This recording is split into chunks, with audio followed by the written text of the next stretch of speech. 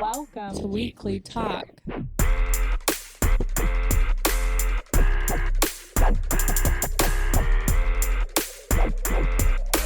Featuring Danny and Chris.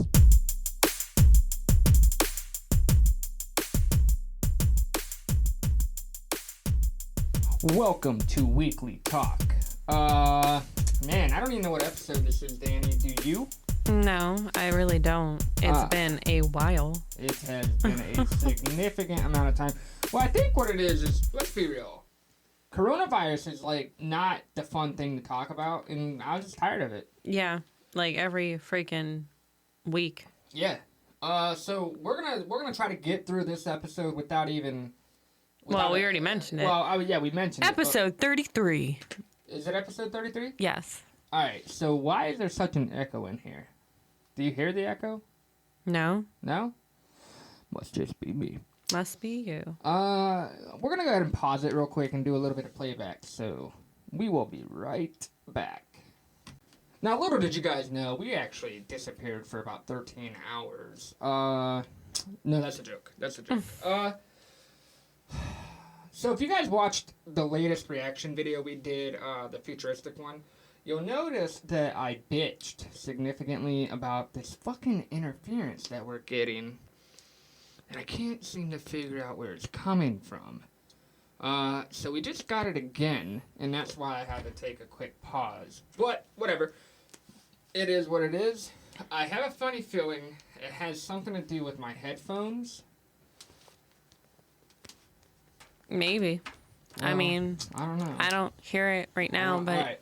Whatever. So, we're not going to let that dictate the rest of this relationship. The rest of this episode. I was going to say, very good. How do we feel about the music industry right now? Obviously... I feel like the not independent artists, but, well, them too. They're releasing these, quarantine... Yeah. Music. Yeah, the quarantine jams. Yep. And they're actually really good. It's kind of like the only thing I want to take away from the coronavirus is the music. Cause yeah. Tory Lanez. Well, you have nothing to do, but I think... What's Tory Lanez doing? Quarantine radio, I think Yeah, quarantine radio. You got MGK, who was doing the lockdown sessions, but I think that stopped now that he put out that new single, Bloody Valentine. How do you feel about that? About the single, or... Yeah, what do you think of Bloody Valentine? I mean, it's not bad. It's just not my favorite. I think it'd grow on you. I think it's definitely... some people like MGK for rap, and you are that some people, and you can't be faulted for that. He has a beautiful singing voice, but I was not feeling that song. Did you at all catch, a Blink-182 vibe? Yeah. All right, cool. Because some people are like, oh, I don't hear it. I'm like, well, you don't know Blink-182. So, yeah, back to what she was saying. We got all these artists doing these, just really cool songs for free. It's kind of crazy. And I don't know. I respect that even though they're not making money during this time, they've chosen to do it. And that's kind of crazy. 21 Pilots. They dethroned, I think it was, what is that song by the, what's that fucking group, Danny? With Brendan Urie? Panic at the Disco. Yeah. I think they dethroned Panic at the Disco with their level of concern. How did that make you feel? Doesn't surprise me. I love 21 Pilots, and honestly, anything they put out new is like a hit. Oh, no doubt. So, Danny and I, we talk music quite a bit, and I'm really starting to, I really, really feel bad for these artists who 3 months ago were gearing up to release their album, like Dua Lipa. Mm-hmm.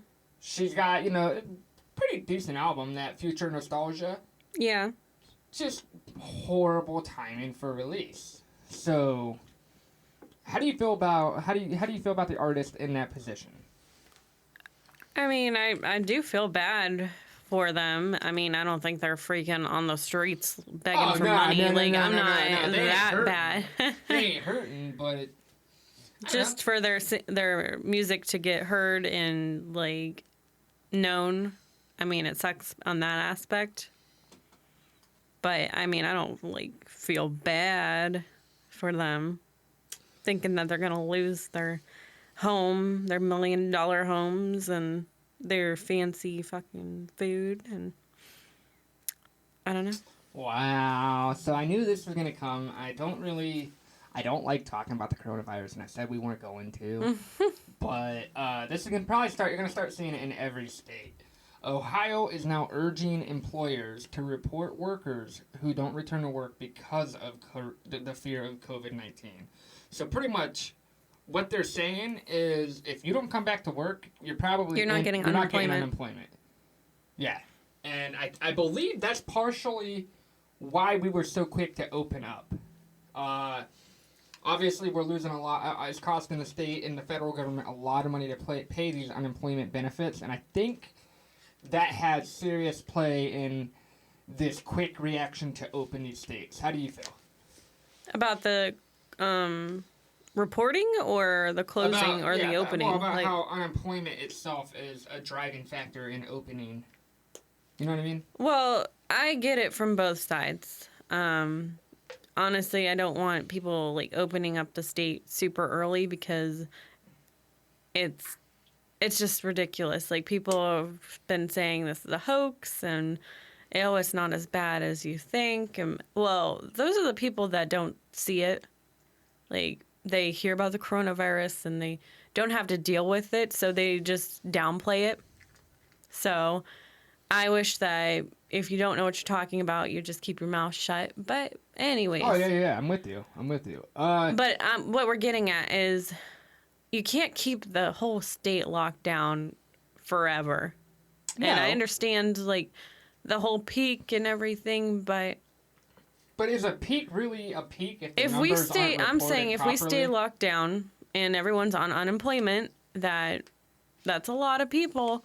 We're not going to have money. And then we're going to be in a world of hurt, collapsed. Too. I'm talking about state-wise. Like, Ohio is not the rich California. I do believe they said that we were going to run out of unemployment compensation by June. Yeah, so we are not in a rich state. So I understand on both sides. Like, you can't sit here and wait until we run out of money and there's no jobs to go back to. I do believe Mitch McConnell also, they had a discussion about money, and he said, I'm not opposed to states wanting to file for bankrupt. As, whenever they asked if the federal was going to offer any relief. And that's a pretty scary state to think about. Like, what the fuck? When the fuck have you ever heard of state going bankrupt? Well, we never had, like, this type of pandemic before. I hate to keep saying that, but I understand both sides is what I'm saying. I do. I don't feel like quick to open and then have this happen again. I don't feel like a haircut should be your goal, or I'm sick and tired of seeing the gym. Like, you can run outside, you can do strength training without weights, or you can like compromise, or you can buy, like Chris and I just bought our like little home gym. Like, there's other ways to get around it, but the gym is not something I'm really concerned about. Especially if that is one of your top concerns, that means financial problems aren't in your future. Well, it's not that. It's like, oh, you care about yourself, which I understand most people are greedy, selfish people, and they don't care about other human beings. But this is someone else's life, someone else's father, someone else's family member that could be going through this, could be dead. Like, I mean, these people aren't just like getting a cold and then, oh, I'm better.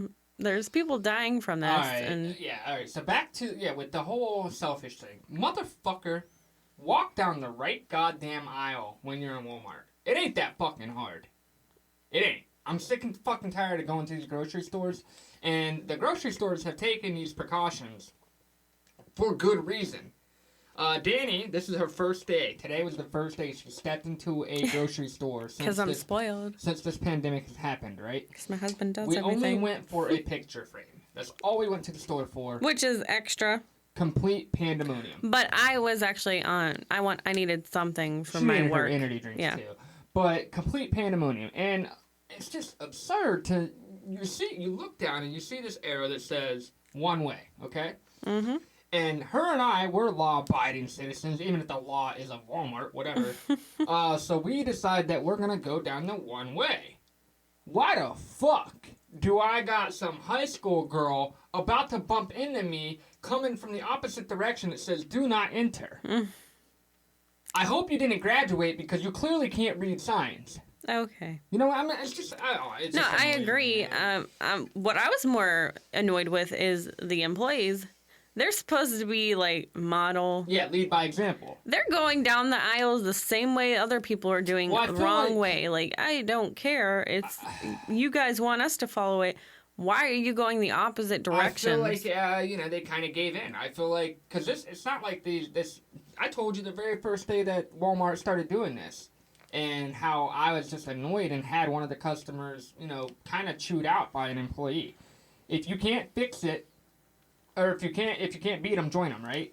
I think that's what the idea is. Well, I feel like Why is that doing that, Danny? I don't know, Chris. Don't hit it. If you guys keep hearing feedback, I don't know what the fuck it is. I really don't. It's something. We might have to buy a new board. Well, we can't buy it today. Fuck, man. Well, so, yeah, whatever. You might have just heard some static. I feel like it might be this fucking computer. I don't think it's the computer. We never had this issue on any other... oh, my God. This is pissing me off. Whatever, though. Who cares? So you might hear some feedback. It's not... There's nothing we can do. It's neither here nor there. I don't know how we're going to fix it. I might have to buy some new XLR cables. We're not going on a tangent. Well, Danny, you know how... I understand it bothers you, but I don't think our listeners want to hear. Well, so here's the deal. I've spent hours running these cables and setting it up to be, like... Nice. nice I understand. as fuck. And now, I don't know. I don't know what the issue is. But back to the whole Walmart thing, man. Did you guys hear him smack his freaking microphone? Yeah, I get annoyed. But I'm just like, what did that do? I'm trying to figure out what's creating the static. I don't know. It seemed to be okay until I don't know if you moved. I know my laptop went to sleep, all right? Mm-hmm. For some reason, the display tried to shut off, and then whenever it turned back on is whenever the static came. I don't know. So, I maybe that had something to do with it. Maybe I gotta keep this further away. We'll figure it out, guys. Yeah, we'll figure it out. If you hear a little bit bit of static or feedback, that's us. Yeah, and eventually, like, who cares? Whatever. I'll buy a new fucking, whatchamacallit. But anyways, back to what we were talking about. Hey, we are a real-life podcast, man. This is, you know, we struggle with the same problems you guys do. So one of those problems is bipolar depression. And that creates issues like that. So. Smacking inanimate objects. Oh, no doubt, man. If you can't beat it, or if you can't fix it, beat it. No, that's not the take we're getting from that. Anyways, the reason you had an employee basically tell that person to like turn around and go the right way is because that's when they started to allow, put restrictions on how many people can be in the stores. Right. Which I don't know if that's even a thing anymore, because today they didn't care about anything about counting people. And there was a lot of people, because we went on a Friday, and I didn't see anyone regulating the traffic or how many people are coming in. They just said, yep, whatever. So, it is saying that 2 apps are currently using our microphone. However, only 1 app should be. So, I'm still focused on the computer, obviously. Yeah, I can tell. When things don't go my way, I typically start to... Shut down? Yeah, I start to get really, really fucking pissed. And, that's where I'm at right now. So, I wonder... I don't know. Who cares? We're gonna... You care, obviously. You keep messing with it. Yeah. So this episode, we did have voicemails from Brittany, but they're so old that they're not even worth playing. However, she did want us to speak about the mental health, and well, there you go. what because she in her voicemail, because I have like our Google Voice relays everything through text. You know what I mean? So I'll just read part of what she said because it actually, I don't know, it hits home with me. I'm not clinically, what's that word, Danny? Proven? Yeah. Yeah, I haven't gotten a doctor's note that says I am, but if you know me, you know. Yeah, I don't care what anyone says. Well, and my father, it's hereditary. My father Yeah. suffers, and it's nothing to be ashamed of. I don't think so, at least. It's just, I gotta learn how to control it a little better. I shouldn't be smacking microphones while I'm recording a podcast. At least it's microphones. Yeah, I don't smack bitches. Of course. I'm just fucking with you. Alright, so, she did say, so in the month of May, blah, blah, blah, blah, blah. Well, actually, so I kind of should have played the voicemail, because she herself says she has been struggling with mental health because she is also bipolar, okay? Mm-hmm. And if she left this voicemail, she's cool with me reading it. So, that's like the rule. And she said that throughout all of April, everything felt like she was, just off, and she was struggling with her mental health issues, and she, which is called manic depression or bipolar, but both of them are really shitty names, and they give them a bad stigma. And they do. When you hear that somebody's manically depressed, what do you think? I mean... Well, you're a medical professional, so you know what it means, but, like, to somebody who doesn't know... Yeah. That you're crazy. Yeah. And essentially, in your own mind, you are, at times, but like I said... I mean, at times you can get psychotic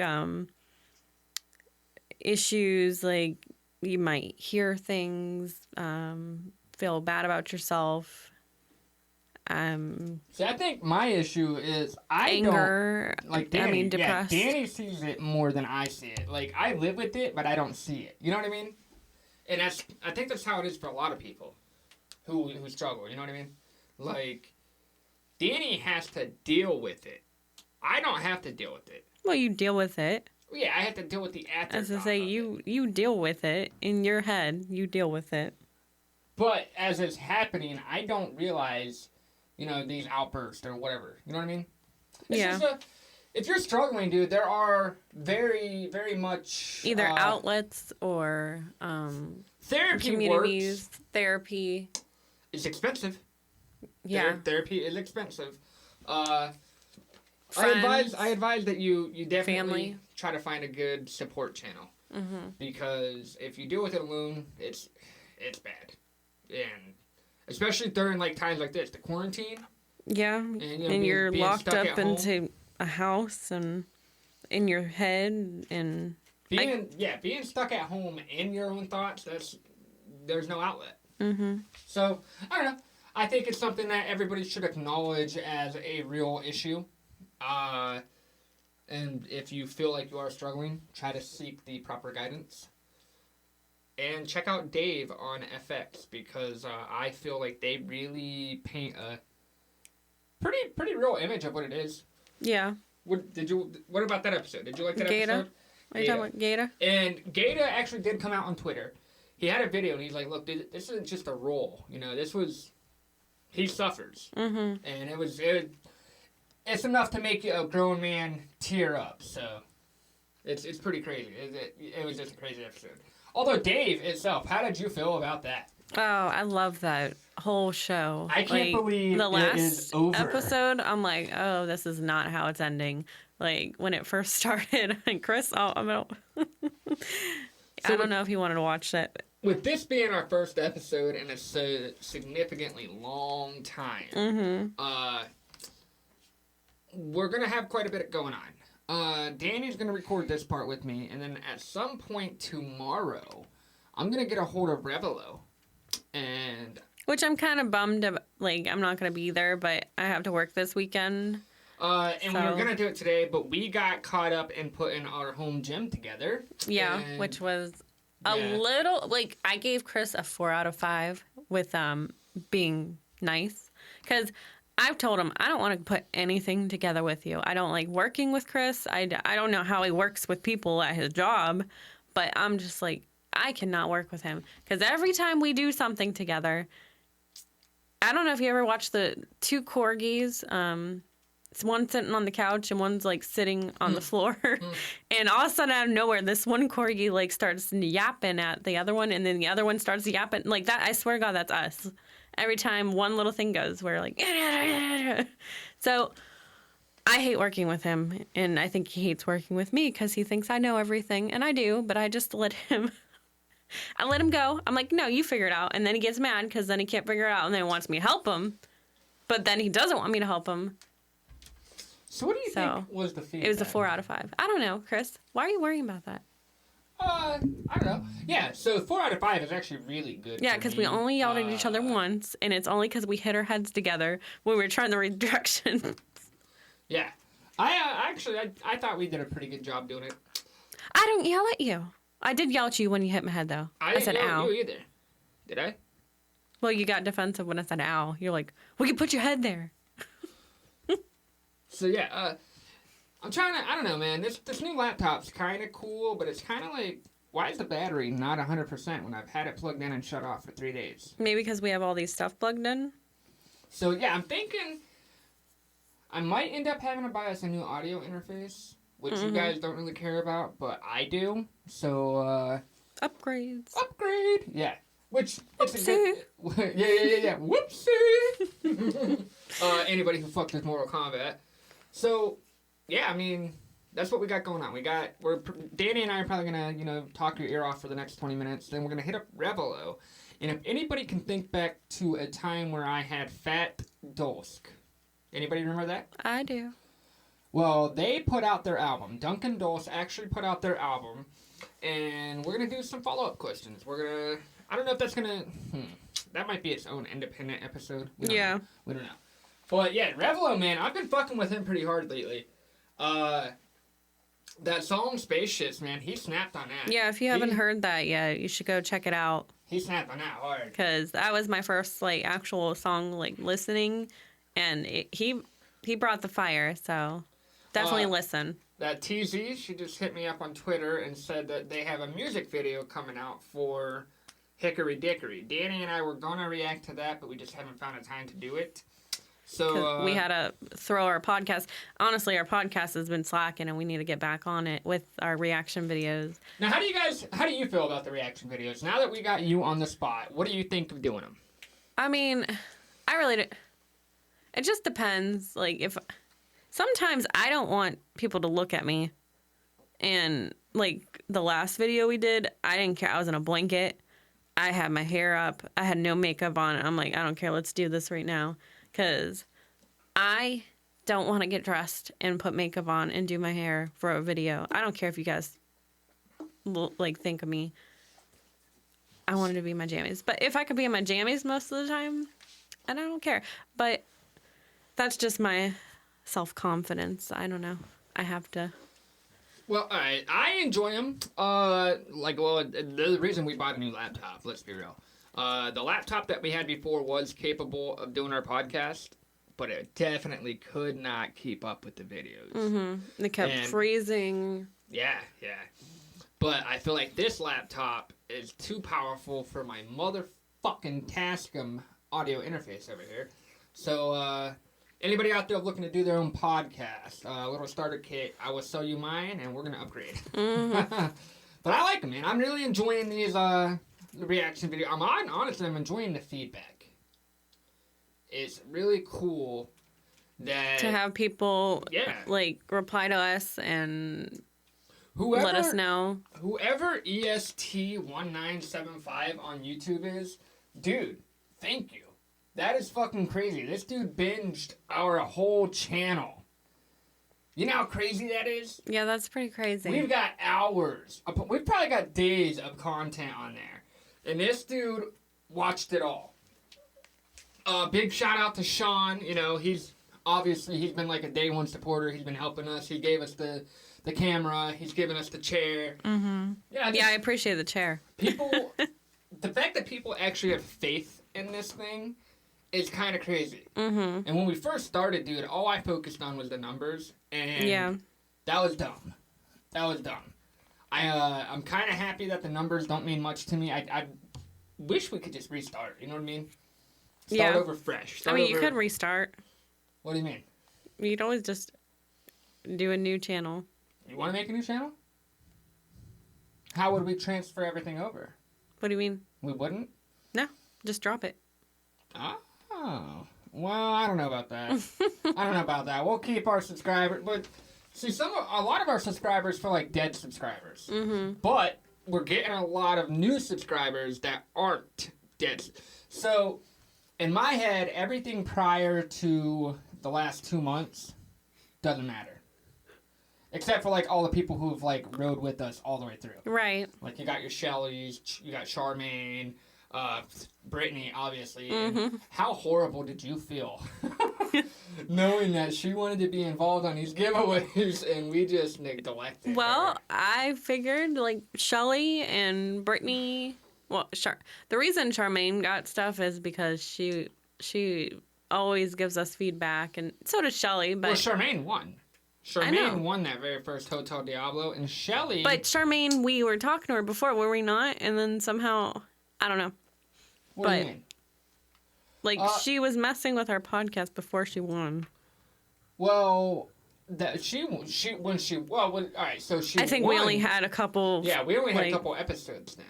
When Charmaine won, we were only on episode, like, Dave was still here. Yeah. Alright, so that's how far back that was.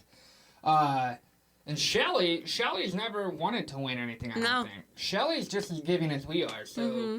So we never put... And then, I don't know, Brittany, we don't pay her, but... We just figured that she didn't want to be in. And that was awfully presumptuous of us. Yeah. So, yeah. We decided that we're going to hook her up with one just because, like, dude.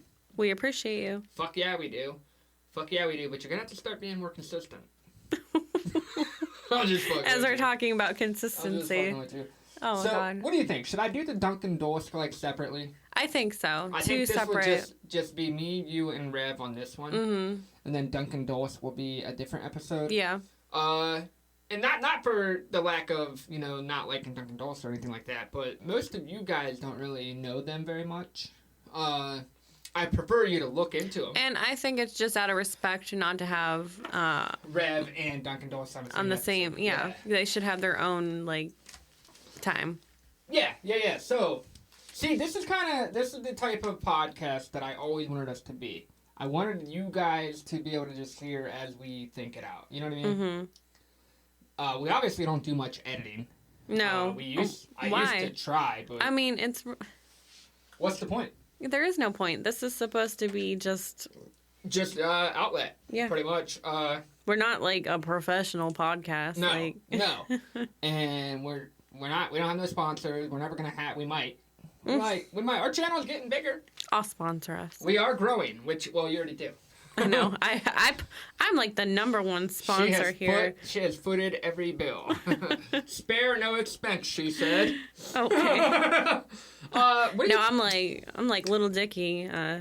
Save that money. Yeah. Oh, well, we are. We are pretty frugal, except for like when it comes to the workout bench and the computer stuff. Hey, I really want to start being a better person in my health.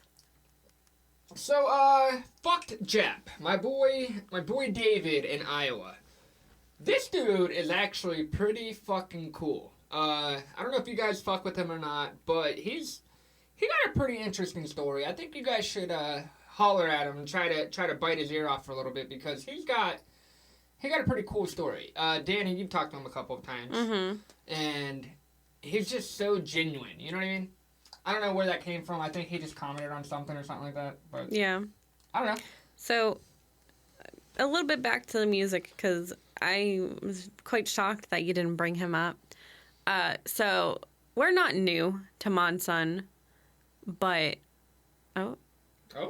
yeah, it's got a little feedback. His what am I saying? Freestyles? Yeah, his freestyles, dude. Like his music is good in general, but like we decided to react to some of his stuff, and then we saw that he was like doing some freestyles, and we weren't expecting. Obviously, if you look at some of our videos with 2C Slide and the Kendrick Lamar freestyle, he goes like super hard. Like I feel like just thinking on the fly like that, takes a lot of talent, and he like makes it flawless, and he's really good at that. So I really like enjoyed his music. Yeah, his Tootsie Slide was pretty fucking dope. And his new song, "Stay Away From Me." Yeah, I like Stay Away actually. I like him and Goody Grace though. I'm not on it just for MGK. You know what I mean? Which is really weird because you go to the MGK songs just for MGK, but I walked away wanting more of Mod. Yeah. So yeah, that I did not know that he had. I don't know if you know, but he's actually involved in the writing of Bloody Valentine as well. Yes, I did. He was on. You told me. Yeah, he was on the writing credit. So Mod, if you look back at his like career, this motherfucker's been everywhere. This motherfucker's been involved with everyone. What was that? That was my water.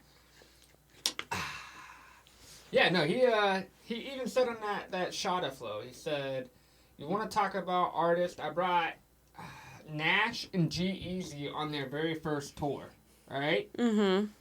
How crazy is that? That's crazy. I mean, Mod's son has been involved in the inception of most of these artists' careers. And, I don't know, I feel like... I'd really like to hear a Black Bear and Mod Sun song. Shoot 'em down? Other than that. Like, Oh, a like new, something like, new? yeah, what just... Oh, hey, just a little humble brag. Mod's son enjoyed our reaction. Yeah, which I didn't even think he would see Dude, that. that was the coolest shit ever. We woke up and we were like, cause I checked. I thought it was like a fake. Oh yeah, we had to like do some backwards tracing of that channel, and we're like, nope, there's no way this is fake. It's the real one. Yeah, so I don't know, man. I'm overall I'm excited about what we're pursuing. I feel like we've got a decent future ahead of us in our YouTube channel. We are still in talks for the side project. Obviously, with the Rona, not much is going on. Yeah, there's no point in starting something until we can actually go do something. Dude, look how fucking fast. Dude, I'm behind you. This fucking I can't see computer it. just goes fucking dope as fuck. Pay attention. What? What are you... You're not paying attention. To what? To the podcast? Yeah. Thank you guys for riding with us, man. Yeah, We're on even when episode- Chris is Yeah, sidetracked. no, yeah, sidetracked as a motherfucker. I know you guys heard that feedback just a little bit ago. What are the odds that it's my other computer that's plugged in on this desk? Currently, we have 3 computers and 1 printer on this desk. And I noticed that the only thing different about recording right now is that I had that computer turned on. That's why I shut it off. You think that would? I don't know. If not, it looks like we're upgrading to the Forecaster. Woo woo! Which, Danny, don't look at that price tag. I'm not. What did you think about the outro of Dave? Let me refresh Alright, so he went to go see Charlemagne the God in the Breakfast Club. Oh, which that wasn't... Charlemagne's such a fucking I know, douche. I hate him. And I don't know if, like, he was cool about Dave, like, portraying him. I mean, Charlemagne the God thinks he's the shit. So he probably wanted people to see that he is nasty like that. He just... And I hate him. Oh, it's not Forecaster. It's Focus Right, by the way. Okay. He's just so rude. I don't know. Oh, he's rude as a motherfucker. I guess you have to be rude in that. I don't know. I feel like you can give criticism without being like that. Alright, it's $400 for the audio interface that I want, so somebody hook me up with some moolah. Stop. Cheddar. No. Just But ignore him. No, his little outro freestyle though. How Yeah. fucking hard, and Lil Dicky's freestyles are always hard, but that was hard as fuck, dude. Yeah. I don't know. I understand it's like maybe the beginning of his career, but I'm like, dude, you didn't suck that bad. Like, No, probably not. Like, My Dick Suck. Yeah, I'm like, dude, come on. I've heard your songs. What do you think about what's going on with the movie industry? There's currently like a war between, who is it? AMC, which is a theater company. And Paramount? Paramount, yep. Paramount likes the idea of just going straight to, streaming. Streaming services or why the a rent fuck or not, whatever. dude? Well, because movie theaters. I get that, but if I no longer need you to survive, you know what I mean? Like, I get that you might... Yeah, it's like a middleman. The movie theater is the middleman. You know what I mean? And it's a middleman that makes bank for no reason. Yeah. You don't... In Paramount... So AMC does not like the idea of Paramount wanting to continue putting shit out for streaming, right? Right. So AMC, I think Paramount, what they were talking about was, we're going to continue streaming, but we'll let you put the movie in theater as well. And AMC's like, nah. Oh, well, then who's going to come see it, you know? And you're right. Why the fuck would I? Some people enjoy the theater aspect. Yeah. I don't enjoy getting ripped off. I don't enjoy getting ripped off either, and I don't enjoy, like, especially since the last time we went to movies is before the shutdown, and they assigned our seats. Yeah, like, so as you're... Now, we go to Cinemark, which you pay for assigned seats. But you choose, like, you can decide where you want to sit. You see what seats are already available and which ones are taken, and we kind of try to, like, take ones away from, like, a crowd of people. And I feel like they were, like, shoving us all next to each other. And I was, like, so irritated because I'm like, whoa, we're not just dealing with the coronavirus. Now we're all getting freaking squeezed in together. Right. But I don't know. So, yeah, I didn't like that. And their seats are uncomfortable. Oh, yeah, Regal? I'd rather just lay on my couch and watch a movie. Shit. And that's where I think Paramount's onto something, dude. They're like, fuck it. Fuck it. Watch it in your home. And now they will probably be taking a hit. Let's think about it. I don't know, are they? Who benefits from who's making the money on that $14.99 or $14.99 ticket at the theater? I don't know. When you pay for it at home, you're paying $19.99 for the movie, and now the movie is yours. Mm-hmm. Oh, here it comes. Did you hear that? No, I thought it was me, because I was like moving around, scratching my face. I don't know what that is. What are you hearing? I thought I heard the feedback coming back on. But, yeah, so who makes the money whenever you go to a theater? Obviously Paramount has to get a cut of it. Yes, they get a cut of it. I don't know if the movie theater outright, like, buys, like, a large portion. I don't know. What I'm getting at is Paramount going to take a loss by continuing to go straight to streaming through like Prime and shit like that? I don't know. So I don't know. It's a pretty interesting debate. It's a pretty interesting. It's kind of a fun idea to think about where are we gonna be after coronavirus? Not shaking hands. You know what I mean? Oh no. Yeah. The new normal is definitely gonna be avoiding shaking hands, avoiding paper currency. Let's be real. Mm-hmm. Oh, dude. Danny and I went to Wendy's one day, right? We went to go get breakfast. Now, tell me why this lady let me make my whole order, and then says, as she gives me this total, she's like, oh, it's like $32, you fat fuck.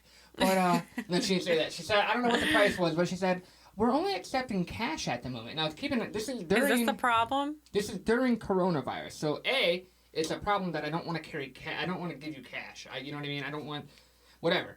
And B, why did you wait until after I made my order? Right. Like, why didn't you just say, we are currently only accepting cash. So, are you able to order? And it's a yes or no.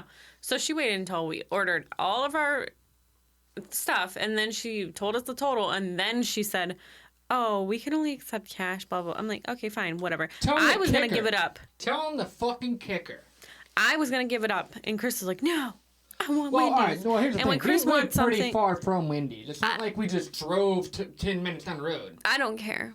So I was like, no, I don't want them no more because they wasted my time. Because I'm pretty bitter like that. But no, he's like, went to an ATM. We go around in the long line again. And then we go around and everyone is paying with their credit card or debit card. Yeah. And then we reordered, and she never said anything. So I don't know if it was a glitch. Yeah, it pissed me off, dude. Or she just targeted us. So guess whose birthday is on Monday? Who? My fucking brother. The old one? No, I'm kidding. Yeah. My brother, Ron. I don't know how old he is, honestly. I don't. What? 80, How do you... 85. I think he was born in 85. I was born in 89, so he's 35 maybe? Yeah, I think my sister was born in 85. Well, happy birthday to my older brother. I don't know how old you are, but I hope you enjoy it, dude. I know that during the Rona, there's a lot to do, so you're definitely going to have a good one. Yeah, are you just going to leave it dry there, Dan? Oh, happy birthday. I was trying to think of something. I'm sorry. No, yeah. What is going to be the way of life? That's what I'm wondering. You know what I mean? And yeah. I think we're going to keep this podcast going for a little while. I have a lot to talk about. It's been a while since we've done a podcast. Brittany, you owe us a voicemail. We are getting back on schedule. We want a voicemail by tomorrow evening. Oh my God, Chris. That is so rude. Well, think about it. So what do you foresee happening once we are said and done? What is coronavirus ever going to be over? I mean, eventually. Is it? Do you think it's going to be like your flu that you have to get an influenza? It could be. Like it could be every year. It's not like anyone's gonna get the vaccine anyways, but yeah, what the fuck, dude? I'm sick and tired of seeing. I mean, whatever. God, dude. I can't stand anti-vaxxers. Man, but I hate the anti-vaxxers, man. I don't hate you as a person. I hate your decisions. I just feel like they're based on false. Yeah. Well, the person who started the anti-vax movement no longer participates in the anti-vax movement. It is what it is. I just don't believe in the anti-vax movement. I mean, the flu shot, whatever. You don't want the flu shot, that's fine. The pneumonia vaccine, cool. But when you start getting all crazy about all the other vaccines that your child, they give for a reason, like polio and stuff like that, like, you're ridiculous. I cannot. What was that lady's name? She had a kid that she blamed, that had, like, autism maybe, and she blamed, like, the vaccines on. And then vaccination saved her kid later on in life. I don't know. Fuck, man. Some famous bitch. Not Melissa McCarthy. Oh, it was. Yeah, Melissa McCarthy. Yeah. And then now she will insist that she was never an anti-vaxxer. Which is, it's just stupid, man. Do what you want to do, for sure. But who are you to deprive that child? You know what I mean? Mm-hmm. And some states are actually considering passing that law that a 17-year-old kid that no longer needs permission from a parent to go get the vaccine on his own. Another thing is, like, when you have someone, like, not vaccinated and you put them in a school system with all these, like, vaccinated kids and, like, there's diseases. Kids are, like, nasty little breeders. Like, they have nasty germs and they're just gross. They, like, can harm the kid that's not been vaccinated or has immunity to some of these issues that we wouldn't have thought about. No doubt. And with the coronavirus, man, if you ain't vaccinating your shit after this is all said and done, dude, fuck you. No. Nah, alright, yeah, maybe not fuck you, but come on. No, that's their decision, but yeah, I mean, I get that we're all about be you, dude. This is the worst thing that America's seen in forever. And, you know what? There's going to be people out there who would do the anti-vaccine thing just because. Mm-hmm. Oh, I want to be different. Oh, I don't like the popular thing. Oh. So, yeah. Back to what we were discussing. What is going to be the new normal? No shaking hands. Yeah. No dollar, no money. Well, I think still be money. Yeah, strippers are going to need their money. We get it. Restaurants, I do believe, are going to be I don't know how different. this is going to happen. I don't know that. Like how, because nobody's last time to sit. Yeah, remember when we went to Applebee's? Yeah, we were all packed in there. Yeah, like nobody's going to want to do that. No, they're going to want 6 feet apart from each table. So 10 people at a time. That's crazy. Like, I'm sitting here thinking that nobody's going to want to do that, but then I know I'm contradicting myself. There's people who aren't going to give a fuck. And that's kind of bothering. Mm-hmm. Just at Walmart itself. When all this was, when coronavirus was bigger than what it is now, because we've been desensitized to it. That's what it is. It's not that it's not a big deal. It's that after so long, you know, the number grows so much that you're desensitized to it, right?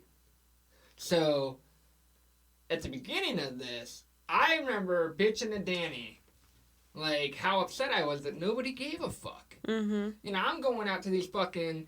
I'm going to Walmart to stop my wife from going. And I'm putting on a mask. And I get out of my car. And I don't see a single fucking soul with a mask on. So it's like, what the fuck, dude? And then the people... The one night Danny did go with me. And you would act like nothing was going on. People from different parties, like people who came separately, would be stopped in the middle of the aisle holding full-blown conversations. Yeah, talking right in front of their face, like right next. Like, yeah, it's just certain people. All right, certain people take things serious and certain people don't. I think this is one of the things that we failed to take serious, and that's obviously why we are where we are. But I do think that good things have come of this. The pollution's down significantly. They said that, what did they say? Like, the smog is... I don't know. I'm not a scientist. But they did say that, you know, certain fish are in areas that they were never in before. And, you know, just Mother Nature has found a way to cleanse itself of human waste. Which is kind of crazy. Danny, why are you yawning? I'm sorry. It's like... You're making this... All right, you want to call it quits? No, it's 4 o'clock in the morning, Chris. It's sorry. 4 o'clock in the morning. I put my key in the door. That's 3 a.m., by the way. Eminem and Lil Wayne. They just had an interview with each other. Did you... I know I didn't watch it, Chris, no. What? I didn't watch it. What are you... All right, guys, we're going to have to get off of here. See you guys tomorrow. No, actually, we're going to get off of here soon. Danny's tired. We have work in the morning. Well, our morning's still in 12 hours. But we got to get some sleep. I'll get a hold of Revilo tomorrow, which you guys aren't even going to know. Because literally, what's going to happen is I'm going to hit stop, right? Mm-hmm. And then I'm going to call Revilo and hit play. And it's going to... You guys aren't even going to know that I did that. Yeah, you're not even going to know. It's been 12-something hours. But what I was saying about Eminem and Lil Wayne, they said that they have to Google their own lyrics. Like, when they're writing a song, they will Google what they have planned just to see if they've used it before. You're right, because they don't want to use the same bars. Yeah, nobody wants to recycle raps. And a lot of artists out there do it. And that's okay. It's cool, but stop calling that a freestyle, motherfucker. Yeah. I hate that. When I'm listening to a freestyle and then you hear some fucking recycled, definitely recycled. Yeah. And for the record... Somebody got mad at me for when I was reacting to Smoke and Drive by MGK. Mm-hmm. And he said something about, you know, blunts as big as elephant tusk, right? Mm-hmm. And I said in the video that was recycled. And they said no, it wasn't, and they got mad at me. Listen to Louder. Oh, wait, no. Hated. Listen to Hated, the Faded remix, and you will hear why I said it was recycled. Mm-hmm. You ain't allowed to fault me for knowing my shit, right? Right. Everybody who's new to the channel, we really fuck with you. Everybody who's been here forever, we really, really fuck with you. Help us grow, man. Start telling people about us. Yeah. Allow me to stop spamming, motherfuckers. You guys did speaking for us. I think we're gonna turn into something. If the podcast isn't what you guys are here for, and the reaction videos are, thank you. And if the reaction video ain't what you're here for, but the podcast is, we definitely fuck with you. That means you stuck it out for 49 fucking minutes right now. Yeah. If we have any day ones, I'd like for you to email us at WTFDaveandChris@gmail.com and just say what's up. Yeah. Hit us up with that email. Follow us on Twitter. We're actually, it's going to sound like an outro because Danny's going to say her goodbyes. Mm-hmm. And then, like I said, you guys aren't going to know anything happened, but we're going to pick it back up tomorrow. So, do you want to say anything before we go, Danny? Thank you for listening. Sorry it took forever to do a podcast. I hope you guys enjoy the interview with Revilo. Well, I don't know that it's actually going to be an interview. Well, whatever. It's just going to be like a little banter. Yeah, I'm assuming Chris is going to ask me a question or two, so it's an interview. Yeah. Whatever. I always have an interview like mindset. Yeah. I'm always prepared to ask questions. And he asked me. I feel like I'm interviewed all the time. Like, dude, you knew me for 7 years now, and you still interviewing me questions. Like, you should know this stuff. So we're yeah. Hopefully But by the next time we record one, you don't have that feedback. yeah. All right, guys, I'm out. All right. Well, I love you. We'll talk to you guys later. And tomorrow morning, we'll call Rev and we'll finish this on up. All right. Alrighty. All right. So I'm trying to call Revilo. Let me go ahead and call him right now and see how this works out.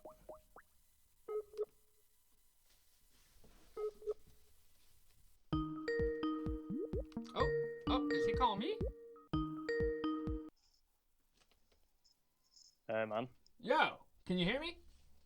Yeah, I can hear you good. Can you hear me? Yes, sir. Yes, sir. Hold on. Let me try to adjust your volume a little bit so that I can hear you clearly on the podcast. I thought I had the volume to an appropriate level, but apparently not.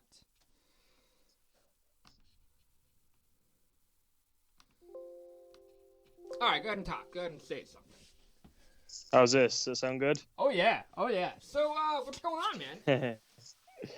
Nothing much, man. Just living the lockdown life. Except I'm still working. To be fair, I've got the bonus of still being able to go to my job, which is keeping me entertained.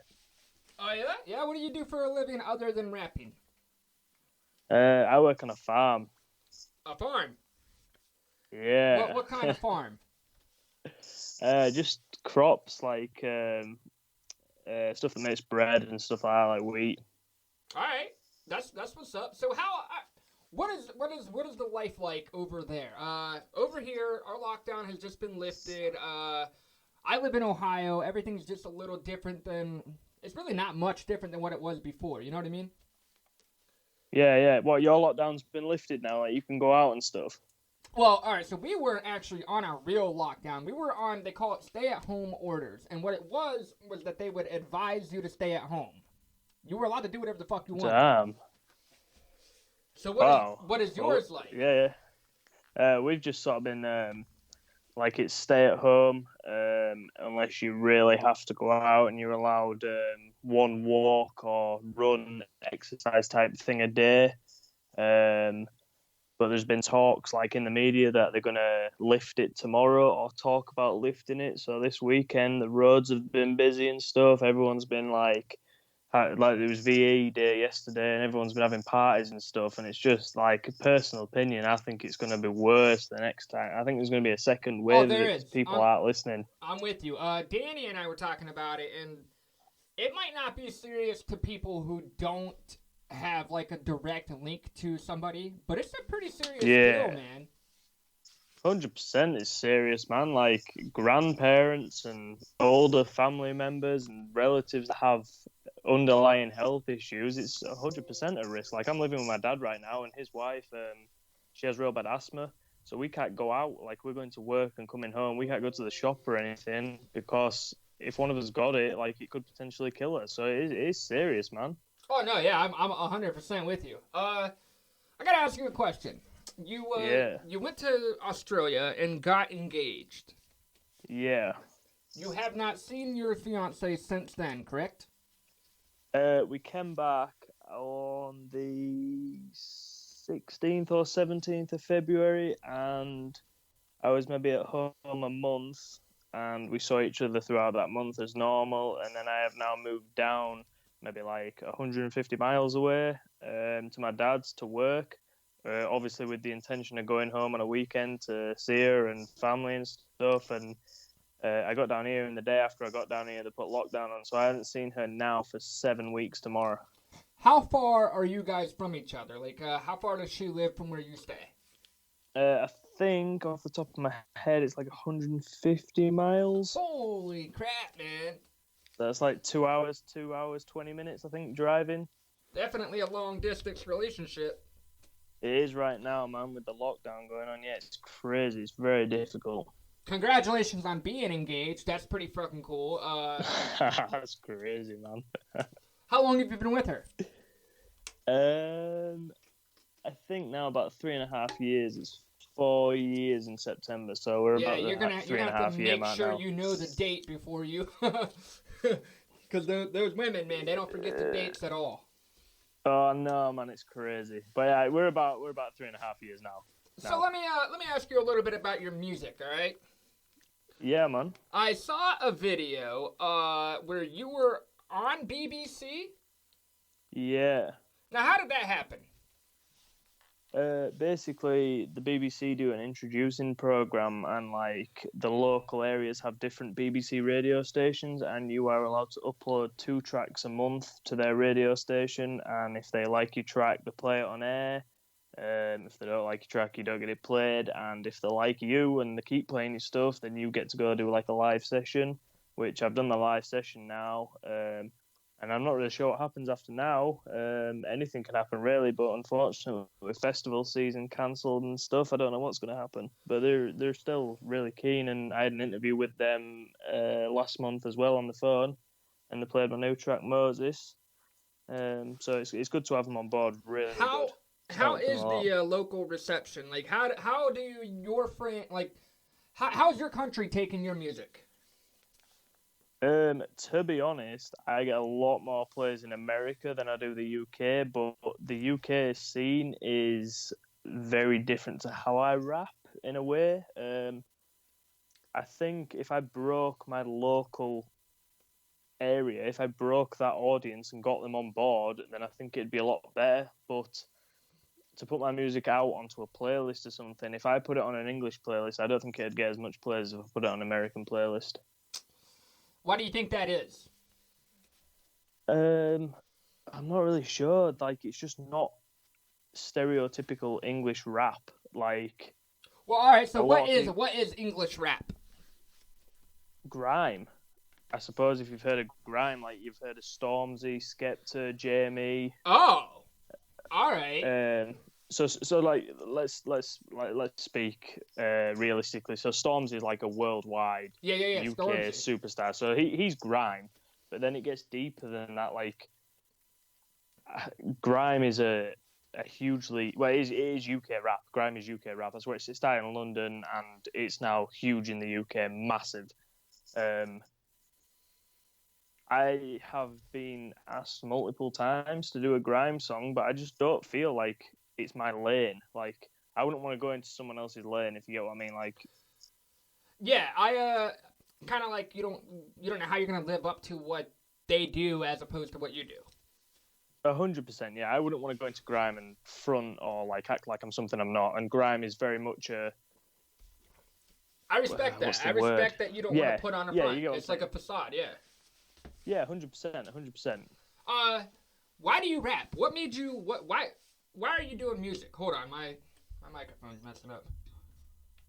All right, what are you in music for? Well, before I got with my fiance, I was in a bad relationship, and like I thought it was like the only thing I could do to escape it. I just put a beat on one day. I actually think I was listening to Eminem, and I started rapping like over his vocals, and I was like, all right, cool, I'm gonna put a beat on, and started writing stuff down. It was trash, man. To start, it was so bad. And then the first like proper song I put out was Roundabouts, which was about that whole relationship once I was out of it, and like it was like a reflection on it, and that was my first main song out. And I think now like music to me is it's just an output. I can't talk to people about my head, what's going on in my emotions and stuff. So I just write it down in a song and I put it out, and that's how I deal with stuff, I suppose. So, I don't know how to ask this. All right, so, all right, I have this YouTube channel, and we're slowly getting more and more people to fuck with us. But at the beginning of it, I used to get like so discouraged whenever we wouldn't get more than 2 views or some shit like that. Do you ever get bothered by the number attached to the song? 100%, man. Yeah, so much. Like, my first that roundabout song, when I put roundabouts out, it did like 35,000 views on YouTube. It charted in Apple Music, and then the next song I dropped did nothing at all, absolutely nothing. Didn't even get to 1,000 views on Facebook, and I was like, oh god, like, is this how it goes? And every time I put a song out, like a lot of people tell me to put the song out and then come off your phone for a couple of hours. I sit and just like repeatedly refresh it to see what it's doing, because you put so much work into something, and it's the same with your reaction videos and your podcast. Like, you're passionate about something, you want people to embrace it, and like if they don't, you feel like shit. Why am I doing it?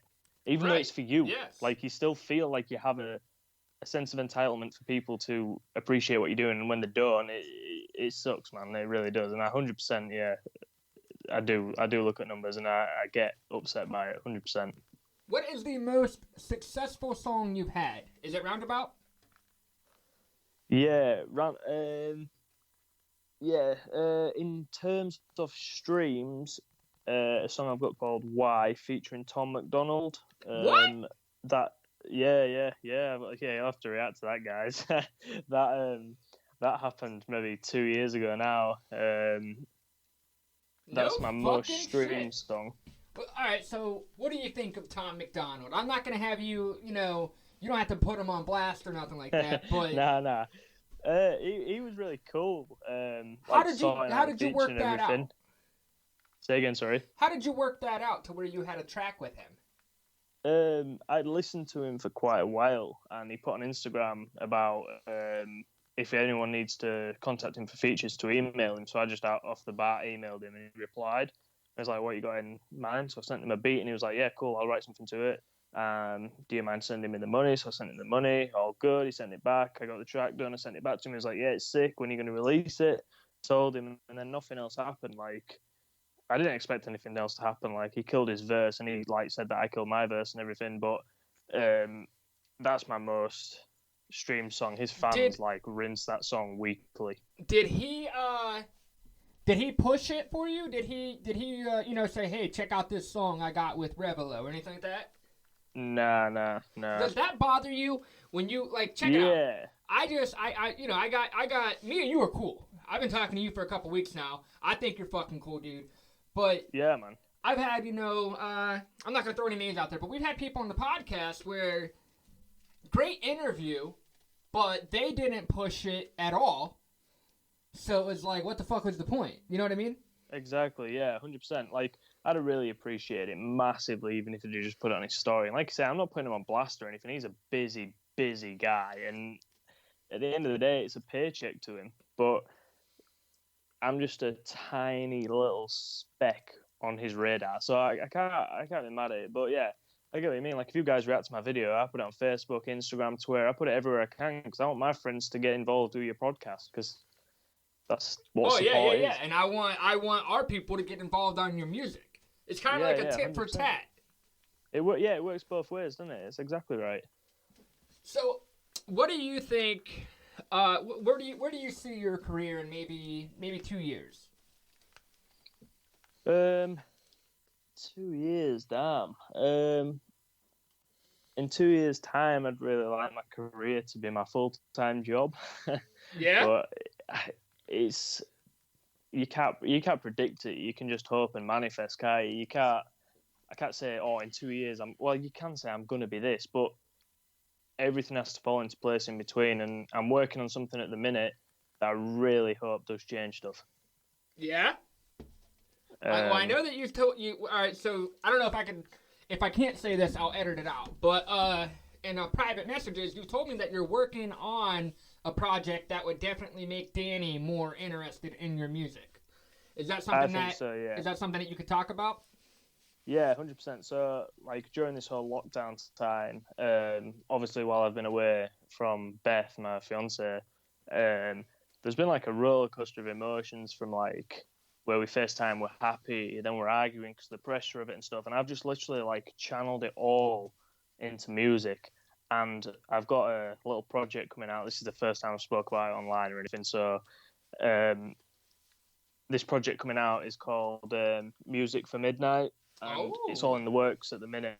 And it's literally the sort of music that if you're in a relationship or you're going through something or you're in a good place with your partner, like it'll all fit in because anyone in a relationship will be able to relate. And it's 5 tracks, and I just think it's the best music I have ever done. What is And if your this writing doesn't work, I process? don't know what will. Say again, sorry. What is your writing process? How? Because you just said this is the best music you've ever done. Why do you say that? Because I enjoy listening to this. Whereas normally when I record a song, I listen to it, I'm like, yeah, it's good. I'll send it off to my engineer. He'll sort it out and he sends it back. I'm like, yeah, it's good. I'll release it, and then I can't listen to it anymore because I think it's me. It's like, oh. But then this project, I could listen to all day, every day. I just think it's so.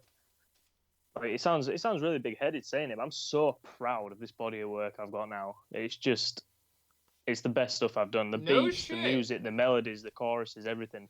How do you find your beats? How do you come across what you like? Spaceship, for instance. I think the beat on that was super fucking hard. Obviously Yeah, that's one of my more favorite tracks of yours. Probably because the connection that me and Danny have with it now, because that's her favorite track of yours. I think that yeah. overall that song went fucking hard. How did you find that beat? So that beat is by a guy named 66 Wolf, and he lives locally to me. We found each other on Instagram, I think, actually, but I've known him quite a while now. And like, if he puts a beat out and I like it, he sends me the beat. He does custom beats for me. He's the best guy ever. He's so cool with beats or whatever I need. He just sorts it out.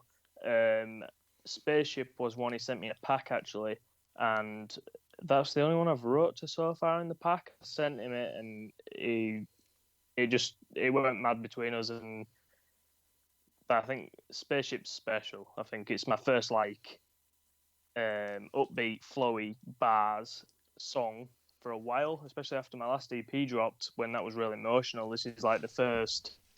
Do you know what I mean? The one that grabs you, I think. All right. But I work with quite a few producers. Six, he is my go-to producer. I've got a guy called Larry who's German. He does like more melodic. And then this project I'm working on at the minute has got beats from Larry and another producer called Young Taylor, which I don't know personally. I just found him on the internet. But they are more melodic, and I find it easy to flow on them with this style of stuff rather than heavy hitting bars. Personally, Who's Quan Rabbit? Quan is my guy from America, man. He lives in Massachusetts, Fall River. I found him on YouTube. Oh, it must be 2 years ago now, and we talk every day about music. I've been on his album, 2 albums now. I think off the top of my head, 2 albums. He has been on my song. He's gonna one day be something special as Quan.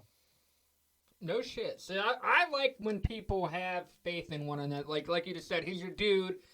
Not only are you on his albums, and not only do you work with him, but you wish for him. You want for him to be better. Oh, he's one of the hardest working people I know. Like, he sleeps like 3 hours in 24 hours. He's just working constantly the other. All right. So, do you ever have plans of getting signed or going major label, or what is? How are you gonna make a living hate this question. in this? I hate this question because I'd love to remain independent. Like, I'd love to do it and build my own little foundation, but at the end of the day, I'd never be a sellout. Like, I'll never change doing music that means something to me. Music's my output. Music has to mean something to me. So I would never sign to a label that wants, pop hits, chart hits. It wouldn't interest me. But if a label heard my project and was like, "Yo, we love what you've done. Would you be interested?" etc., etc., then I'd maybe consider it. But I'd like to remain independent. All right. So, as an independent artist, you've got this upcoming EP. How much money goes out of your pocket into the music? How much is everything that you make going straight back into it, or are you actually able to? I don't know, like a vacation or anything. Are you able to enjoy the fruits of the labor?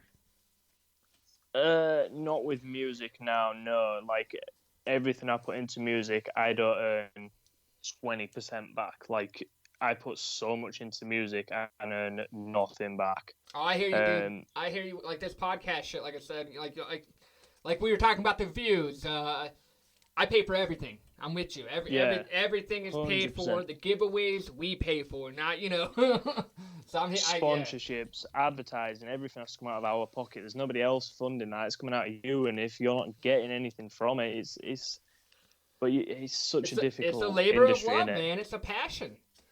Yeah, 100%. It's a passion. That's exactly what music is now. It's a passion, and hopefully one day it's going to be a job, but the passion will never override it being a job. The passion will always remain. We at one time we were like, all right, we're gonna give this podcast 2 years. If we don't get a sponsor within 2 years, then we're gonna give up. I don't really think that I'll give up regardless. Man. We're only 5 months into it, but if I don't get a sponsor, fuck it. I still got people who listen to it. Bro, if you have one person that listens to your podcast when it comes out, just one person who tunes in purposely, that should be enough to keep going, I think. What? Do you know what I mean? It's yeah. I know what you mean. Who do you have? All right, so I was looking at your Instagram and you had this picture. It was this little kid, school assignment, I think it was, and he said that I don't know if he wanted to be like you or if you were his favorite rapper. Yeah. How does that shit make you feel? That was mind blowing, man. Like that's the guy who filmed my Heavy Heart video. That's his kid.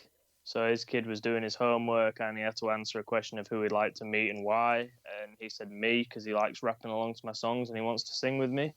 And that, from a child's point of view, to be influenced. Well, I don't know if influence is the right word. I hate saying fans or influence. I hate it. But for him to want to meet me or like look up to me or whatever he does, it makes like I throw every single ounce of negativity away just for that one thing that he's done. Like that makes my week.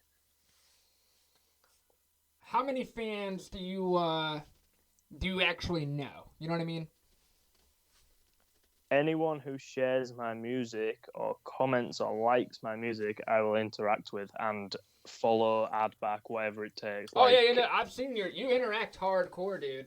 Yeah. The Twitter fan base, like the MGK fans that show love, are insane. Like I can't. That's where I'd say my core fan base was met through MGK fans.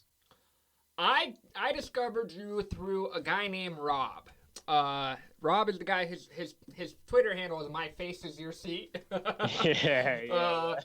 But that dude, he's fucking. I've never met him, but I feel like he's a brother. That dude's super fucking cool. He's cool, man.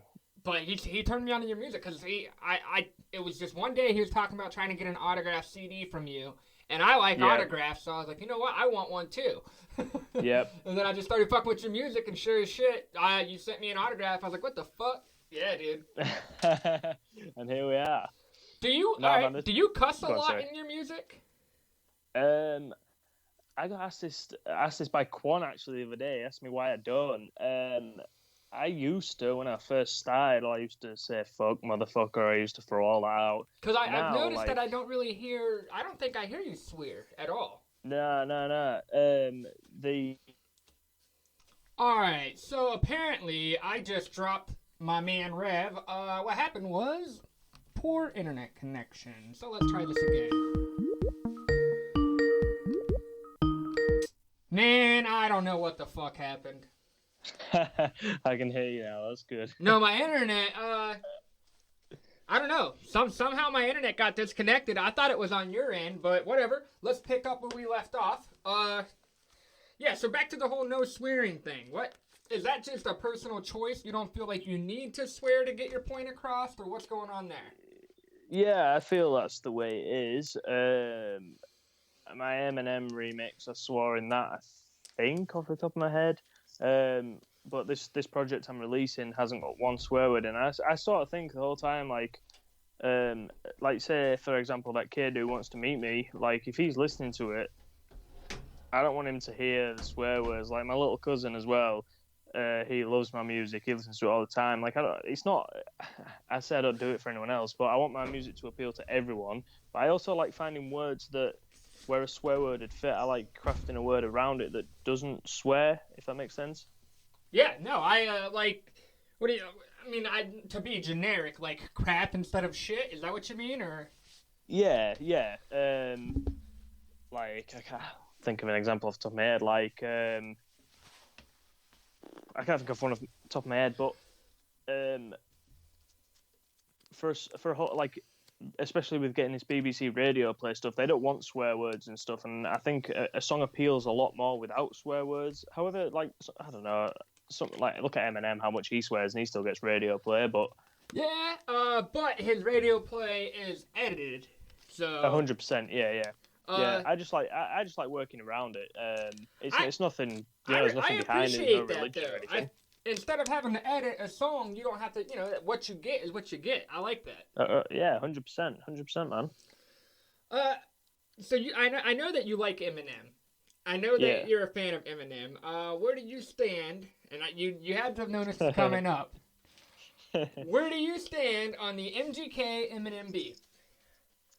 Well, let me get this right in my head. The MGK song came out when I was at work at my old job, and I had to stop working, and I listened to it like 6 times in a row, and I was like, holy shit, this is such a good diss. Like, this guy is going in. And I was in an MGK group chat at the time, and like it was going mental. But obviously, as a hardcore Eminem fan, in my head, I was thinking like, shit, this is gonna go like south when Eminem responds. And I was actually in Switzerland when he replied, and I was with a few of my friends who were MGK fans as well. We've all been to MGK concerts together, and we listened to it, and I was like, it was good, but like it's such, like, especially being a rapper as well, because I listened to the bars. MGK had a lot of bars that would have, like, I can imagine Eminem sat in his studio pulling his hair out bars. Yeah, see, I always put it because I love both of them, so I'm not gonna pick a winner. And I always like to put it as MGK made a better song. MGK, 100%. His song has more replay value, but with Eminem, every Eminem diss you've ever, most of Eminem's songs have more rewind value. You gotta rewind it, you gotta listen to it over again just to see what you've missed. But overall, man, Kel's winning, dude. Do you want to know the funniest thing about it all? Like, and you see it every single comment section is MGK took an L. MGK has to change genre because of this. MGK will never take an L from that battle. All, like, his Instagram followers alone have gone up like 4 mil. Oh no, regardless of who actually won or lost, they both won. Yeah. And I believe like there's something behind it, sinister label, infused stuff behind it. I agree too. I think that's Jimmy Iovine is probably the biggest winner of this beef. You know what I mean? Like exactly, 100%, and Diddy as well. Like it'll all be. I think it's all behind the scenes sort of stuff, and I think they've spoke as well. Personally, I think there's been something there, and I wouldn't be surprised if one day there was a track came out with them both on. I'm hoping for it. But like going back to MGK, like he's absolutely slaying it at the minute. He's killing it. Dude, just in general right now, MGK is one of the biggest people fucking doing shit to get people through the quarantine, man. 100%. And like 6 months ago, MGK was dead from Eminem supposedly, and here he is. You know what I mean? Absolutely. I think that's a bitter pill for Eminem fans to swallow, because there's not too many rappers who have went at Eminem and actually had a successful, thriving career after it. I don't think there's any. I think MGK is the first one to have such a big buzz after it. And like, to say I'm such a big Eminem fan, I've never paid the money to go to an Eminem concert, but I'd go to an MGK concert every single day of the week. Because I can't afford an Eminem concert, though. 100% agree with you. But I don't know. MGK is just different, man. He's one of a kind. He's a man of the people, I look up to him a lot as an artist. When you got fans who you actually know on a first name basis, that means a lot. Yeah, 100%. Do you ever want to do a track with Eminem or MGK? 100%. 100%. Let's say they both came to you right now and are like, "Hey, I want to do a track with you. Both of them said this right now, but we have to do it right now. Who do you do that track with? And I can only pick one. Yep. I don't know. That's such a hard question because Eminem's like my childhood idol, but MGK is like my adult idol. yeah. Oh, I don't know. You don't have to answer. You don't have to answer. That's fucked up.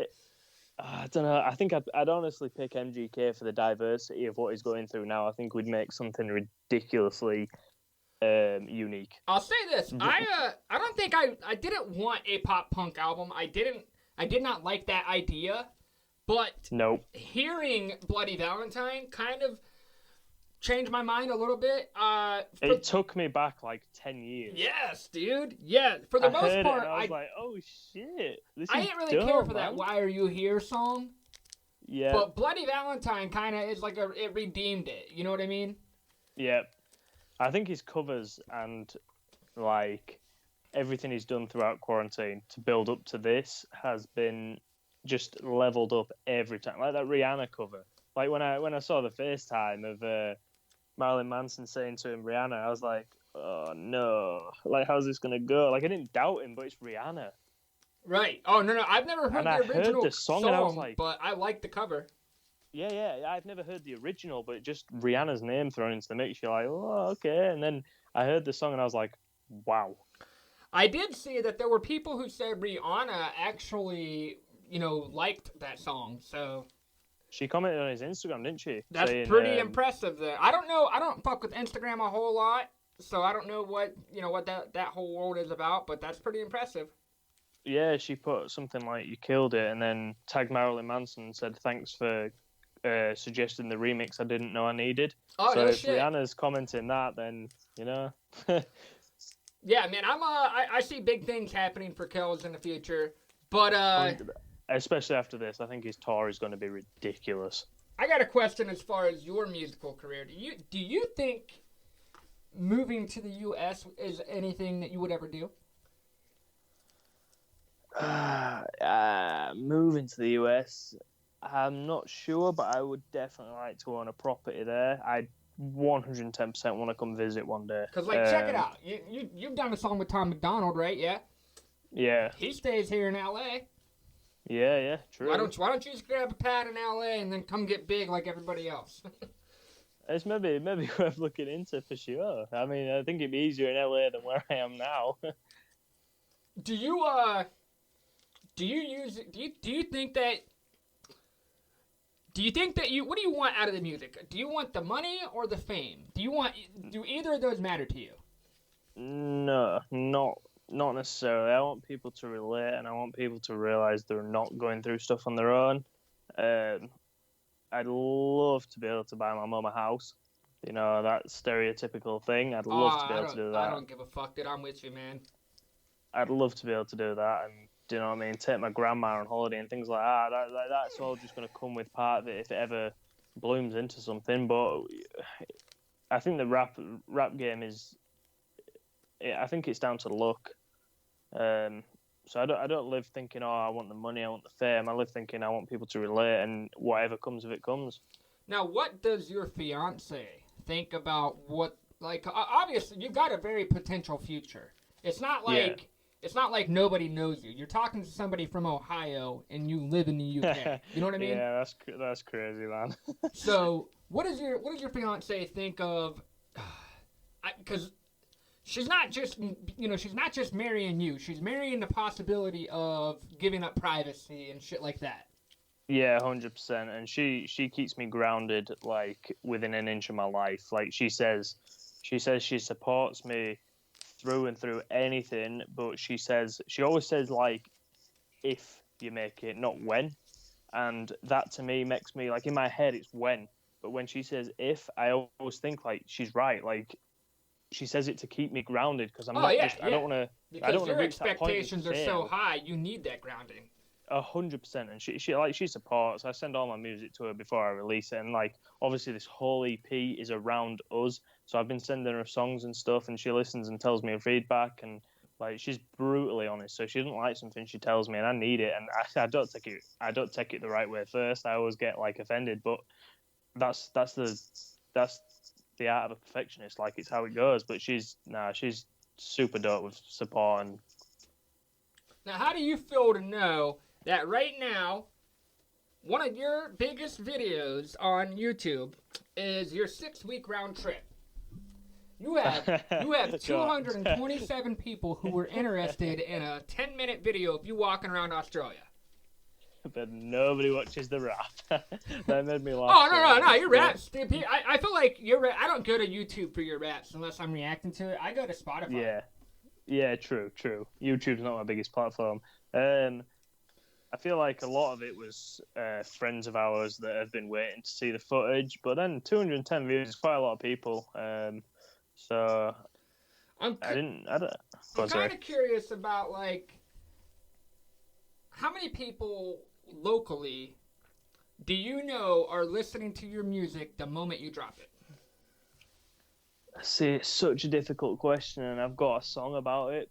I wrote it about a week ago because I got really mad and stressed out with people. Really? Yeah, because everyone says, like, if I go out, say, for a drink, and I go to the club, the bar, whatever you American guys call it, whatever, like, if you go to the nightlife, people will always come up to me and be like, yeah, your music's so good, you're doing so well, I listen to your song, it's doing amazing, like, this part was so good, all that. And then I drop the song, and, like, nothing happens. Like, it's back to the view thing. It's back to the, I feel I deserve, because... All right, so right now on Spotify, you have 1,980 active monthly listeners, all right? Yeah. That means at least every song should have 1,980 listens, correct? Sure, yeah, exactly. So, like, I'm gonna read you a bar off this song that I've wrote, and it, like, to me, it makes so much sense. So, like, the 4 bars are, they say, Rev, yeah, your new stuff's kind of hot, but have you got some music we can vibe to and bop? I say, yeah, here's Moses, it's vibey and bop. Show them a preview, they like it, I drop it, guess what, it flops. And it's so true, I dropped the preview to Moses, and everyone was mental for it, and I dropped the song, and no one listened. And I was like, I had to put it on a playlist to get some like, traffic into it. I feel like you're in one of those positions where you're pulling me one way and then dragging me the other way, but you're not really accepting either of those. Like, you know what I mean? Yeah, like, a lot of people say to me, like, I've got a few friends that call me Captain Sad because all I do is write sad music. But then I drop an upbeat song. Man, fuck that! Don't be calling me Captain Sad. Captain Sad, it's funny, man. It's not in a hatred way. It's just funny. It's like how it is. Is that why Spaceship Says is another sad song really all that bad? Yes, exactly. Spaceship, dude. Saying, why do you I like sad Spaceship. songs? I love Spaceship's probably my favorite song, dude. That It's and probably Why. my favorite song. Why is pretty dope. Yeah. But I just have to say something. Do you know what I mean? Like, I've got the bars, I've got the flow. Like, I know it sounds incredibly big-headed saying it, but I can do that. I just rather write songs with meaning. Like, Spaceship doesn't have any meaning. It's just proving a point. Well, I'm gonna give you a bit of inspiration. All right. Do you know Lizzo by chance? Yeah.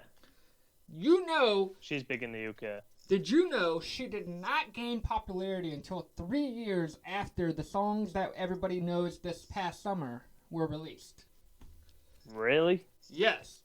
There's a time for everything, my man, and cause she, essentially those were flops 3 years ago when she released them. Yeah. But now they're bangers. Like Good as Hell, that was a 2016 release. Truth Hurts, I believe that was a 2016. Like, so yeah, dude, it's gonna happen. It's not a matter for you. I feel like it's a matter of when and not if. Yeah. I think, like, I have a few songs which I've released that I think will blow when I get a fan base. Like, I've got a song called Draw the Line, and I like that song. To me, just every time I listen to it and the video and everything, I think that will do something special one day. It's just when. How do you feel about features? In what respect? Me doing them or getting people on my songs? I suppose either or. I have a circle that I work with continuously. Quan, Robbie Raps. I've got a friend called RW. He's local to me, and singers as well. I've got to pick a singers. I've got Jess Simpson, Hannah Goodall, and Chloe from France, which is on Chloe's on the new EP. I just get comfortable working, but I'm always open to work with new people. Now, I've got a buddy.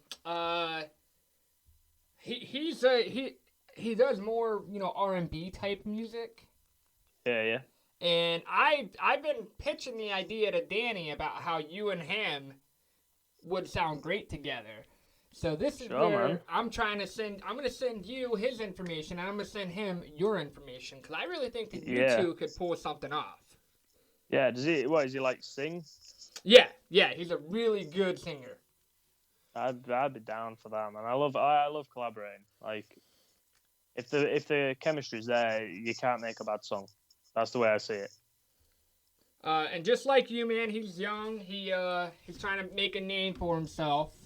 Yeah, 100%. And it's like pushing it across. Is he from the States? What's that?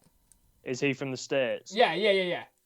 Exactly. So it's pushing it across, and he's coming out in the UK. I'm pushing him out to the States. Oh yeah, and I think that like me and you with this podcast, we're gonna work with each other.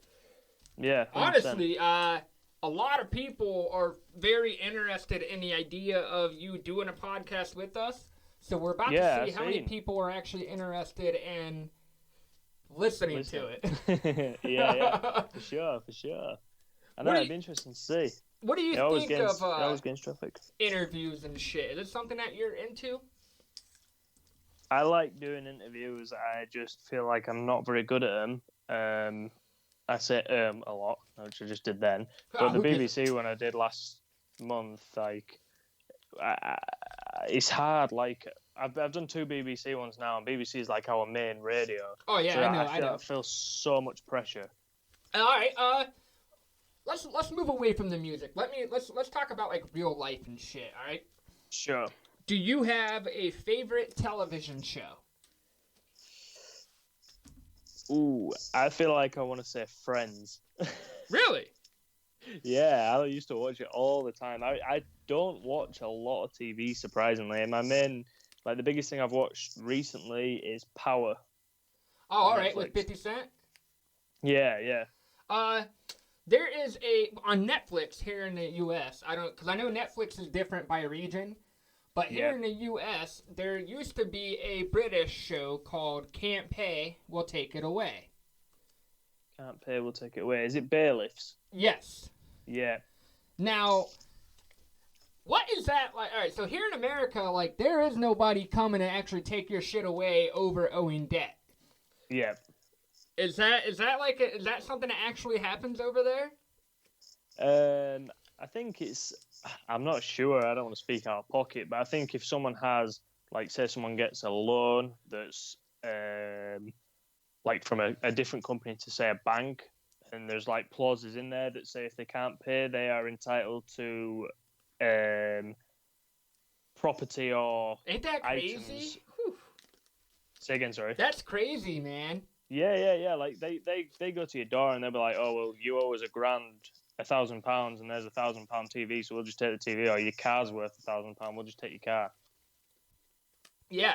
Like on that Can't Pay, We'll Take It Away. It's all about like rent arrears and shit like that. Yeah. I'm not sure what the laws are or anything, but yeah, I'm pretty sure they can like what's the word? Like a debt collector, like a repo. Yeah, repo.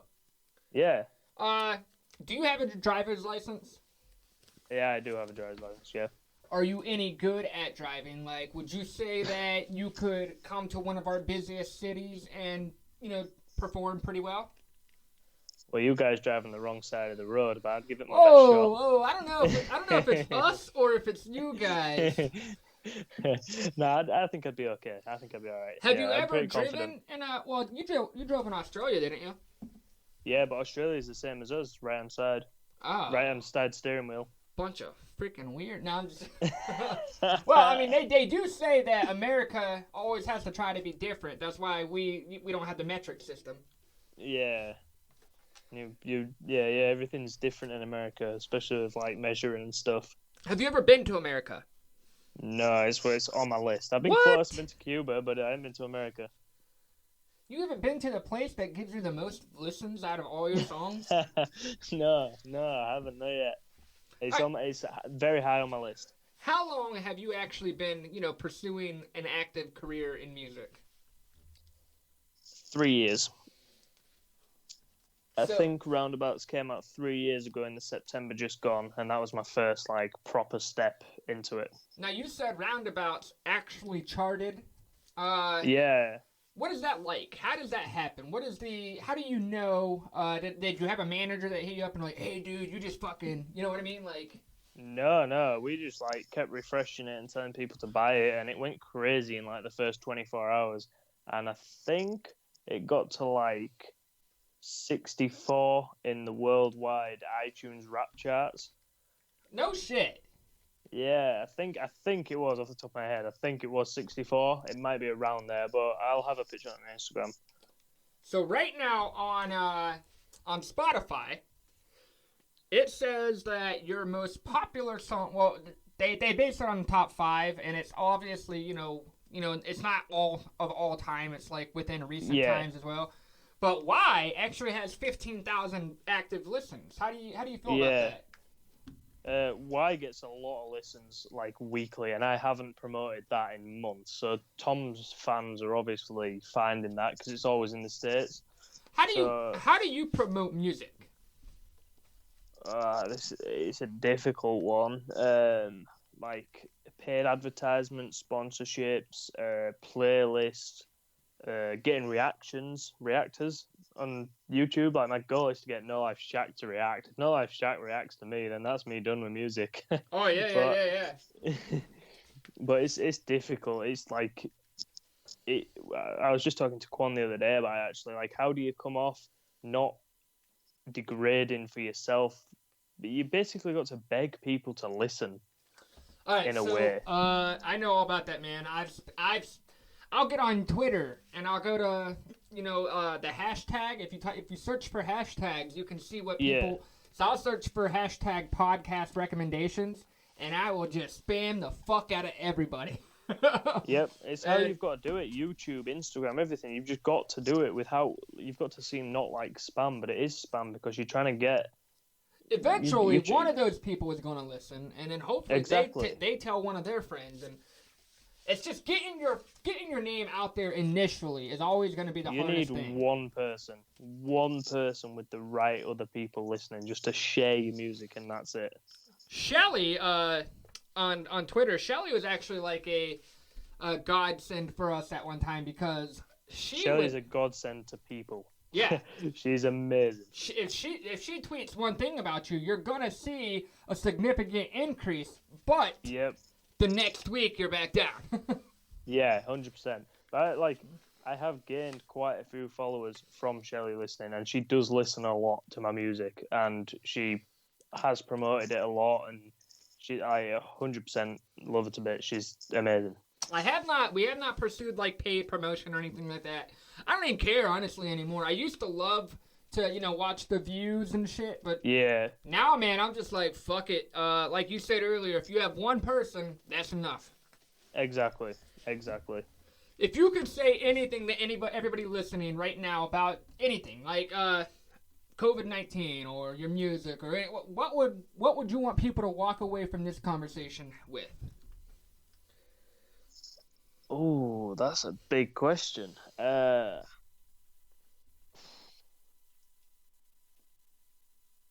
don't know which route to take with that. There's the obvious one: stay indoors and stay safe.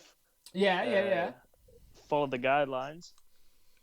But then it can get deeper, can't it? You follow your dreams, man. Like if this crisis doesn't say anything to you other than like we are here once, like this little tiny virus that's like microscopic has shut down the world. Like after it's done, chase your dreams, go travel, do anything. Like time doesn't return, money does. Do what you've got to do. Yeah, the only thing you can't buy is time, right? Exactly, 100%. that's pretty much why we did the reaction thing, dude. Danny and I have talked about it for a long time, but we just never committed to it, and now we're just like, fuck it. And surprisingly, some of those videos are getting quite a bit of views, so I'm happy we did. 100%. Like if you stick to your favorite artists, but like you see a lot of these reactors pushing out to mainstream stuff, and that's where they get the views. So I don't know if you've thought about doing that, like the mainstream songs and reacting to them to pull some more views in. I don't know if that'd work or. Look at that, man. We're over here getting tips from Revilo, huh? I'm just looking from my perspective. But if you did the Takeshi 6ix9ine reaction. Ooh, I told Danny I was gonna ask you about this. How do you feel about Tekashi 6ix9ine putting out a music video that hit 21 million views in 10 hours? It's absolutely mental because the song makes no sense, yet it sat at that many views. I can't, fair play to him for being inside all this long. And I have watched his Instagram live, so I've heard his reasoning as to why he did what he did, and you can't be mad at it. But I cannot get on with his music. Like, I've got friends, like RW is a massive fan of Takeshi 6ix9ine, but not for me. I just think I just can't agree with it. All right, so as far as the whole snitching thing, I understand why he did it. Yeah, he's 24, man. He'd have been going to prison for more than half of his life if he didn't do that. And he's got a kid. I also understand the people who are like, man, fucking snitch, because he did choose 100%. That lifestyle. Yep. Have you watched the live video? No, I did not. So he said basically the people he snitched on had slept with his baby mama. They had kidnapped him. They'd stolen off him. They'd kidnapped her. They've done all this crazy stuff. So he was like, at what point do I have to let the loyalty go that you're not showing me? And I was I was like, yeah, that's true, to be fair. And at the end of the day, he's 24 years old, and he was facing 47 years in prison. The general idea I got of Tekashi 6ix9ine is, I don't believe he wanted to be a Blood. I believe he wanted to be associated because of the street credibility that it would have offered him. Yeah, I don't understand. We don't have that over here, the Blood and the Crips. So I don't understand how it lays, but. Apparently, because like I said, I don't really know that lifestyle, but apparently, if you're a gangster, maybe you make good music. I don't know. Yeah. But yeah, I don't know. It's all crazy. Anybody in his shoes would, unless you're a part of that, you'd have done the same fucking thing. Yeah, 100%. Yeah, exactly. Well, Revilo, I'm gonna go ahead and hop off of here. I do appreciate you giving us this phone call.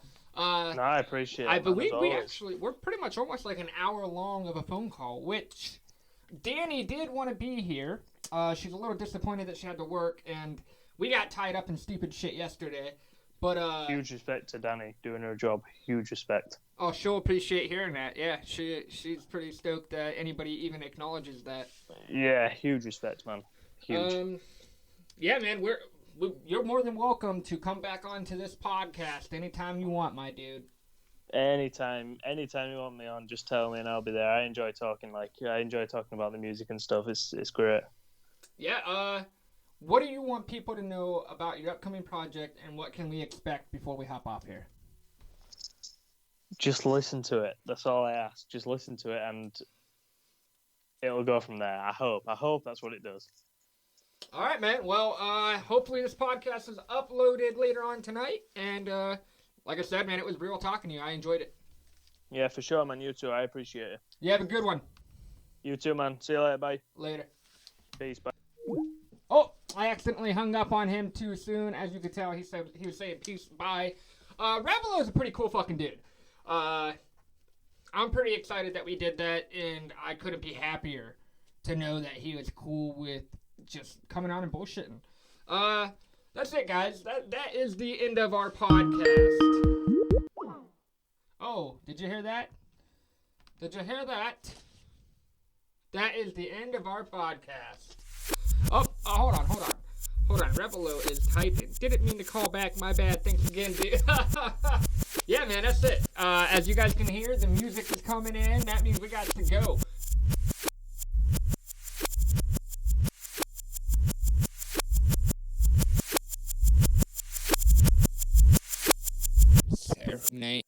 Teenage Years.